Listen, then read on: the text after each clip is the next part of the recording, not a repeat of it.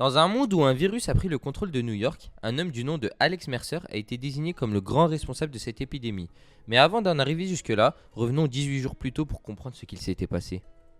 On se réveille dans un laboratoire avec deux scientifiques sur le point de nous disséquer, car ils nous pensaient décédés. Cependant, au moment fatidique, Alex se réveilla, ce qui terrifia les scientifiques. Après s'être échappé du labo, on tomba sur des militaires qui n'ont pas hésité une seconde à nous rafaler. Mais que fut notre stupéfaction lorsque l'on vit que ces balles ne nous ont à peine fait des dégâts. Alors on décide de fuir et en sautant, Alex remarqua qu'il a fait un saut de 400 mètres, ce qui le troubla. Pour ne pas arranger son cas, en recevant une voiture, il remarqua aussi qu'il était doté d'une force surhumaine. En faisant une petite pause dans une course, un militaire nous retrouva dans une petite ruelle sombre.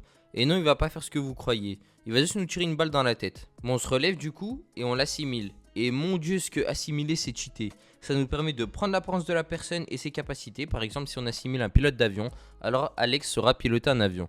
Cela permet aussi de se régénérer et de prendre les souvenirs de cette personne. En parlant de souvenirs, en récupérant les souvenirs de ce militaire, on apprend où notre sœur se situe. Et en y allant, on voit qu'elle se fait braquer par un mec. Du coup, on le tépan comme à London. Je sais pas si je vous l'ai dit, mais comme ils sont très QLF, ils décident de travailler ensemble pour aider Alex à retrouver sa mémoire. Et en fouillant l'ordinateur de Alex, on retrouve une jeune femme nommée Elizabeth Green, qui était dans le même labo que Alex. Alors on décide de lui rendre visite pour en apprendre plus sur nous. Après l'avoir retrouvée, on a compris qu'elle n'était pas très amicale au final. Et en plus de ça, elle se prend pour Dark Vador en disant que c'est notre mère. Et je sais même pas à vrai dire si c'est vraiment vrai.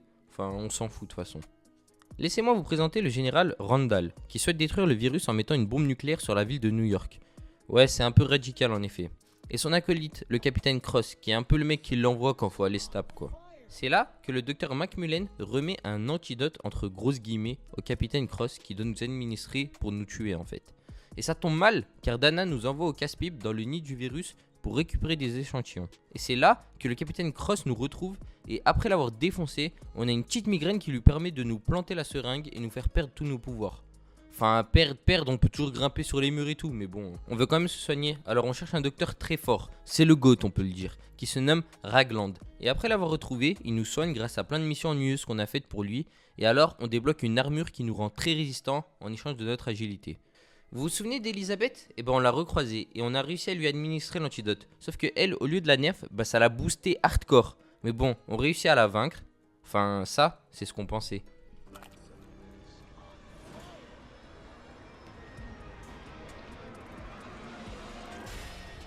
Après peu de temps, elle est revenue avec une forme de malade. Et pause. Moi qui pensais que ce jeu était facile, ce boss là était tout sauf simple. Je vous jure, j'avais vraiment l'impression de jouer à Elden Ring. Enfin bref, après avoir galéré, j'ai réussi à m'en débarrasser et à l'assimiler. Quelques jours plus tard, on croise le capitaine Cross sur un toit. Et non, c'est pas pour un tête-à-tête, mais parce qu'il a vendu le général Randall. Alors on décide d'aller lui rendre une petite visite, mais il nous apprend que la bombe allait exploser dans les 6 prochaines minutes. Alors on l'assimile pour avoir le code, et là, Cross nous attrape par derrière et on apprend que lui aussi était infecté par le virus. Essaya de nous assimiler mais il rata et se transforma en molosse géant. Il se fait encore un combat compliqué mais moins que Elisabeth donc ça va. Enfin bref, après l'avoir battu, on récupère un hélico et la bombe qu'on jeta dans l'océan et qui explosa tranquillou bilou.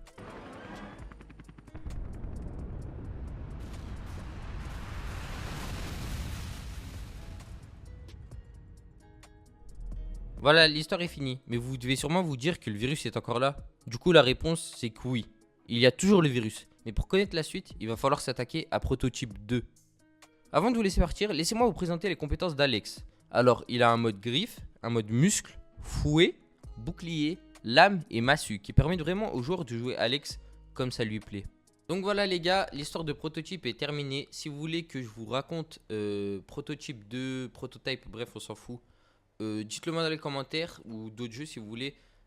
Essayez de me demander des jeux qui sont disponibles sur PC parce que malheureusement on m'a déjà demandé de faire des jeux qui étaient uniquement sur Play. Donc ça va pas être très possible parce que je fais avec mon propre gameplay. Donc voilà, essayez de me proposer des jeux qui sont disponibles sur PC. J'ai vraiment galéré à tourner ce gameplay. Donc les gars, n'hésitez pas à liker, à vous abonner, à partager. Bref, vous connaissez la musique. Ciao.